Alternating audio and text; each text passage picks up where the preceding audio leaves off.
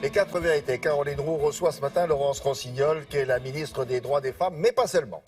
Oui, alors elle a une position singulière politiquement, Laurence Rossignol, puisqu'elle est proche de Manuel Valls, mais elle soutient Benoît Hamon au nom du respect de l'après-mère, alors que pendant ce temps-là, Emmanuel Macron fait trembler le PS.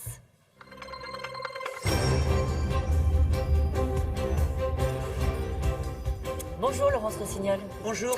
Alors la gauche se déchire. Bertrand Delanoë a apporté son soutien à Emmanuel Macron parce qu'il est socialiste, réformiste et européen. Est-ce que vous considérez que c'est une forme de trahison de la part de Bertrand Delanoë vis-à-vis de sa famille politique?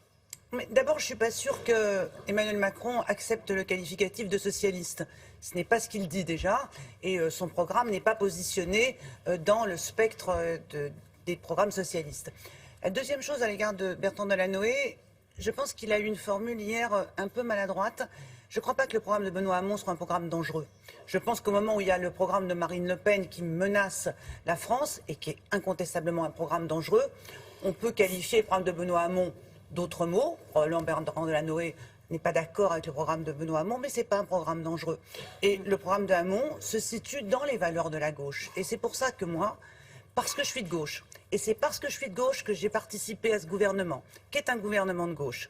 C'est parce que je suis de gauche que je soutiens la candidature de Benoît Hamon, que je voterai Benoît Hamon au premier tour, parce que ce pays a besoin d'une gauche.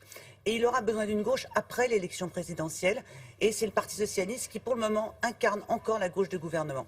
Alors, je disais, vous avez une position singulière, parce que sur le fond, on pourrait imaginer qu'en étant valsiste, vous soyez plus proche de ce logiciel de gauche incarné par Emmanuel Macron.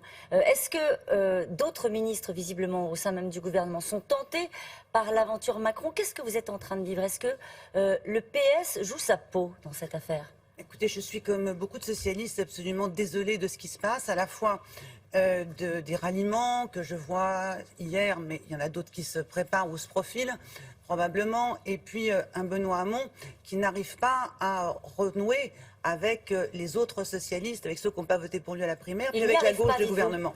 Oui, il n'y arrive pas. Je pense que le moment est venu pour Benoît Hamon de s'adresser aux socialistes, de leur parler et de leur dire qu'il est leur candidat et de leur dire que la France a besoin d'un parti socialiste, d'une gauche de gouvernement, et qu'il s'inscrit dans l'histoire de cette gauche de gouvernement et pas dans une autre histoire.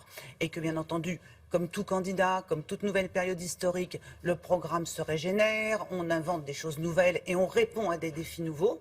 Je pense que Emmanuel Macron est un candidat important dans cette élection présidentielle.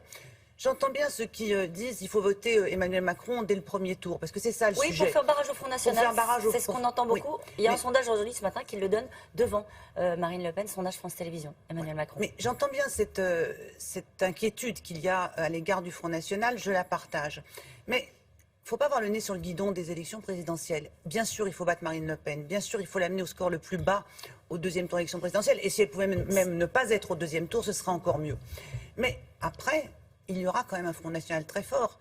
Et la bataille contre le Front National, elle ne va pas s'arrêter au sort du deuxième tour. C'est avec quel programme on va faire baisser le Front National. Vous enjambez la présidentielle, Laurence Rossignol. Vous dites, oui, c'est important les législatives, c'est important la vie d'après, c'est important de sauver le PS. C'est ça que vous dites? Je n'enjambe pas la présidentielle. Je pense qu'après la présidentielle et la législative, et que la question du programme qui va être mis en œuvre en France pour justement à la fois continuer d'amener notre pays vers les réformes et en même temps faire baisser durablement le Front National, parce que c'est quand même ça le sujet, d'élection en élection, on a toujours le Front National. Et ce programme-là, doit être un programme dans lequel il y a la gauche. Donc ce que je dis, c'est que Benoît Hamon doit s'adresser aux socialistes, il doit leur dire qu'il est leur candidat, qu'il fait la synthèse. Moi j'ai soutenu Manuel Valls. Ils le savent, entre parenthèses. Ils le savent que Benoît Hamon est censé être leur candidat. Quand vous dites qu'il doit s'adresser aux socialistes pour leur dire « je suis votre candidat », ça je pense qu'ils le savent. Plus concrètement, qu'est-ce qu'il doit leur dire? Il doit amender son projet, il doit leur dire « pardon pour avoir été le frondeur que j'ai été ». Qu'est-ce qu'il doit leur dire sur le fond? Je crois qu'il doit leur parler de la France. Je crois que les thèmes de campagne de Benoît, les perturbateurs endocriniens, ne sont pas des questions anecdotiques, ça, c'est un sujet dans notre vie quotidienne. Mais je crois que le sujet aujourd'hui, c'est la France. Et dans cette présidentielle, ce que Marine Le Pen porte, c'est une certaine idée de la France, qui n'est pas une idée dans la tradition des valeurs républicaines et de ce qui est notre histoire. Et Benoît Hamon doit dire, moi aussi, je m'inscris dans la République, dans cette histoire. La France est un beau et grand pays qui a des valeurs qui lui permettent de faire face et demain d'être importante sur la scène internationale. Il doit parler un peu plus de la France, un peu moins du revenu universel. Non, mais si je résume. Oui, enfin, il doit pas. Le revenu universel, je crois que tout le monde a compris que c'était son programme. Mais l'idée qu'il se fait de la France et vers quel projet il nous emmène, vers quelle France il veut nous emmener. Et puis surtout, après l'élection présidentielle, il faudra quand même, s'il y a une recomposition à gauche, il y en aura probablement une à droite, incontestablement. S'il y en a une à gauche, elle doit se faire avec la gauche et pas simplement dans le ni droite ni gauche. Je serais inquiète d'un deuxième tour entre une candidate ni droite ni gauche, qui est Marine Le Pen, et qui est profondément ancrée dans l'extrême droite, et un candidat ni droite ni gauche qui est Emmanuel Macron.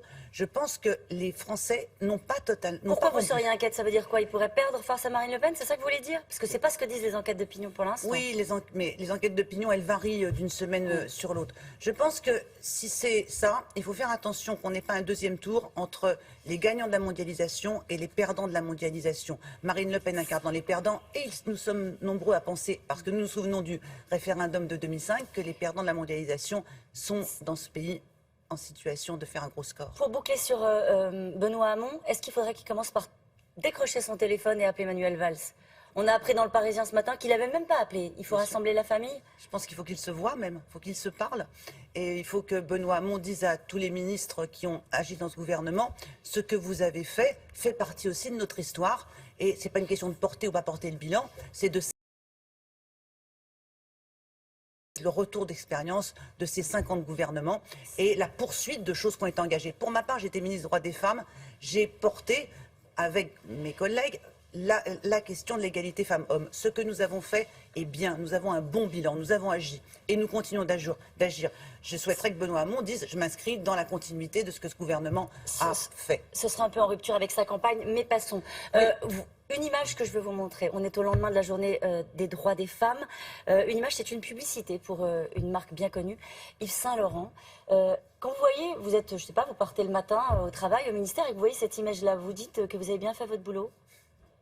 Je pense que cette publicité, elle a tous les défauts, tous. C'est-à-dire qu'elle met la femme dans une position humiliante, la femme qui est sur la photo dans une position humiliante, elle montre une femme quasi anorexique, elle a tous les défauts. Est-ce que j'ai bien fait mon boulot? Eh bien écoutez, le même jour, quasiment on sortait cette pub, on sortait, nous, avec les femmes du monde de la communication, toutes femmes, toutes communicantes, un guide pour la communication, pour faire une communication non sexiste, pour former les communicants à la communication non sexiste. Mais elle va être interdite, cette publicité, à votre avis? Alors, elle est entre les mains de l'agence de la RPP, qui est un peu le superviseur de la publicité. J'espère qu'ils vont demander le retrait de cette publicité, qui est juste une incitation, un appel à l'anorexie. Merci beaucoup, Laurence Rossignol. C'est à vous, William. Merci.